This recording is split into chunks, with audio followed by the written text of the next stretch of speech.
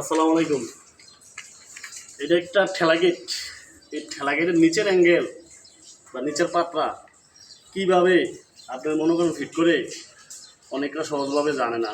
সহজভাবে জিনিসটা হলো এই যে এইটা সুতার লেভেল, এটা এই মানে টিকা একদম হিমাতা পর্যন্ত ওয়াটার লেভেল দিয়া আপনার একুট করে সুতা বান্ধন লাগে এবং ওয়াটার লেভেলের টিকা এভাবে টেপ দিয়া মাপ দিয়া আপনার এই মাত্রা যেটুকু আছে সেম এভাবে এখানে যা আছে ঠিক তা দেওয়া লাগে এবং এরপরে এই যে সুতা, এই সুতাটার মাছ বরাবর এই পুরো এক লেভেলে আছে কিনা, আসো ঠিক আছে, এক লেভেলে আছে কিনা একদম একুট করে তেলে খেলা কিন্তু একদম ইজি হবে, একদম ঘুরবে।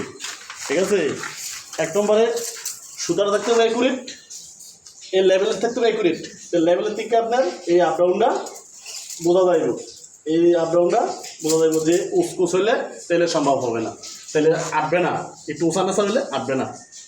ঠিক আছে।